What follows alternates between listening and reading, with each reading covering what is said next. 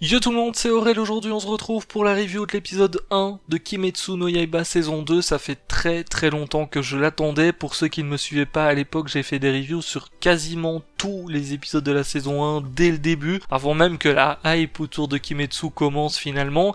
C'était un petit peu se jeter sans savoir ce qui allait se passer, et finalement l'animé était très quali, donc ça fait plaisir. J'ai toujours pas vu d'ailleurs le film, donc je vais découvrir tout ce qui se passe dans cette partie 1 avec vous, je vous donnerai mes impressions, etc. comme d'habitude. Pour ceux qui ne savent pas comment est-ce que ça fonctionne au niveau de mes reviews, je ne mets pas d'extrait de l'épisode pour éviter les copyrights et les strikes. Donc, vous aurez seulement quelques images à droite à gauche pour illustrer un petit peu ce que je raconte, etc.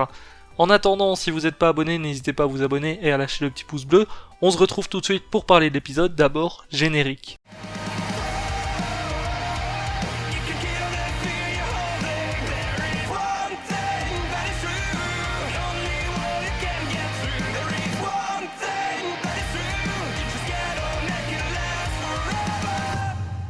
On a eu un premier épisode qui nous remet complètement dans le bain de Demon Slayer, un épisode qui était très sympa au niveau des musiques. Bon, l'animation était comme d'habitude au top, même si c'était très rapide. On a eu un petit combat rapidement entre Rengoku et un petit démon, je sais plus le nom qu'il lui donnait, enfin bref.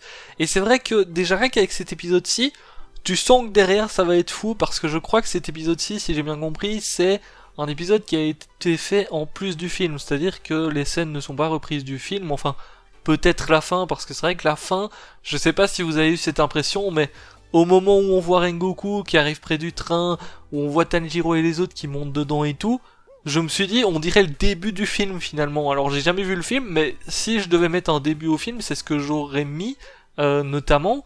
Et du coup, je me dis que c'est potentiellement déjà une scène qui est reprise, mais je crois pas que le début soit repris du film, vu qu'apparemment on allait avoir un épisode en dehors de tout ça. Et c'est vrai que c'est cool, parce que l'épisode en tout cas nous a permis de mettre un peu plus en avant le personnage de Rengoku, qui jusqu'ici était entre guillemets inconnu pour ceux qui ont seulement regardé l'animé. C'est vrai qu'on l'a vu à la fin de la saison dernière, mais c'était très rapide. On l'a jamais vu combattre, on n'a jamais vu comment il se comportait, et cet épisode-ci par exemple nous montre très clairement que Rengoku est quelqu'un qui a bon cœur en fait, parce qu'il voit, pour donner un exemple, la mamie et la petite fille qui galèrent un petit peu à vendre des bento et tout. À 2 reprises il en achète énormément. Alors bien sûr c'est parce qu'apparemment il kiffe la bouffe, hein. De tout ce qu'on a vu dans l'épisode, c'est vrai que c'est un truc qu'on peut noter, c'est qu'il aime bouffer en tout cas, et j'ai l'impression même que tout est bon pour lui, en fait, à partir du moment où c'est quelqu'un qui l'a fait. Je sais pas si vous avez eu cette impression aussi, mais c'est vrai qu'à un moment donné, on voit le démon qui écrase des bento justement à terre, et il est en mode, oh, il y a des gens qui l'ont fait de bon cœur, bon, et tu vois qu'il s'énerve un petit peu. D'ailleurs, c'est quelqu'un qui a énormément le sourire, hein. Chaque fois qu'on le voit, limite, il sourit. Et c'est vrai que rien que par rapport à ça, Rengoku, on le connaît un petit peu plus. Après, il faut aller voir un petit peu plus loin. Ici, notamment, on a eu à un moment donné un petit flashback où on voit son père, parce que la mamie avait déjà été sauvée une fois par son père. Est-ce que on va avoir une histoire par rapport à tout ça? Est-ce que Rengoku va être développé par rapport à tout ça? Parce qu'apparemment, il suit la voie de son père qui était aussi un chasseur de démons. Apparemment, son père serait vivant, hein, d'après ce qu'on a pu comprendre, parce qu'on voit la mamie à la fin, enfin, il dit à la mamie, je parlerai de vous à mon père, ça lui fera plaisir.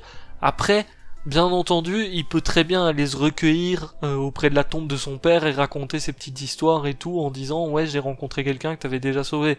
C'est possible aussi. Donc bon, il faut voir un petit peu comment ça va se passer. Peut-être qu'il agit comme ça parce que son père justement est mort en donnant tout ce qu'il avait au combat ou je ne sais quoi. On sait jamais ce qui peut se passer parce que là on connaît pas assez le personnage. Mais c'est vrai que c'était plutôt cool. D'ailleurs, il y a le flashback était plutôt stylé, hein, quand on voit qu'il commence à remettre son épée dans le fourreau et tout, et puis que t'as les petites transitions avec justement le passé où son père le faisait et tout. D'ailleurs, je croyais que c'était lui au début parce que les deux se ressemblent comme 2 gouttes d'eau de derrière, même si je crois qu'il y a un petit changement au niveau des cheveux. Il me semble que les cheveux sont pas exactement pareils, mais c'est vrai que c'était méga stylé comme scène avec la musique et tout. Donc juste voilà, premier épisode plutôt kiffant. J'attends la suite avec impatience parce que là, déjà rien que ce démon-ci finalement, alors c'était un petit démon de pacotille, mais apparemment il a déjà fait pas mal de dégâts. Donc derrière, sachant que c'est pas le gros démon du train, c'est très certainement... voilà, j'ai déjà vu le démon du train, hein, ça vous vous en doutez bien, je peux pas éviter tous les spoils non plus depuis un petit temps. D'ailleurs les deux se ressemblent finalement au niveau de celui qui a été battu dans cet épisode-ci et le gros démon du train. Donc est-ce qu'ils ont des pouvoirs communs ou autres, ça reste à voir, même si celui-ci, on n'a pas vraiment vu ses pouvoirs, on a vu qu'il arrivait à courir vite, en tout cas, il avait une vitesse plutôt impressionnante, d'ailleurs même ses effets à lui étaient stylés. Bon ça, c'est logique, tu sais avec le studio d'animation que l'animation va être assez folle, que tous les mouvements et tout vont être stylés, et c'était le cas ici. Encore une fois, voilà, je voulais juste vous donner un petit peu mon avis sur ce premier épisode qui nous a déjà donné quelques pistes au niveau de Rengoku et au niveau de ce qui allait se passer.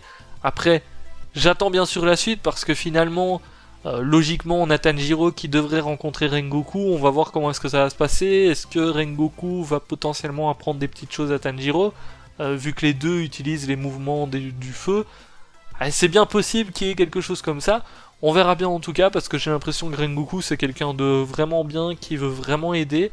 Donc potentiellement s'il voit Tanjiro il va accepter sans trop de soucis de l'aider en tout cas je pense. Sur ce je vous laisse là pour cette première review. N'hésitez pas à lâcher votre petit pouce bleu si ça vous a plu.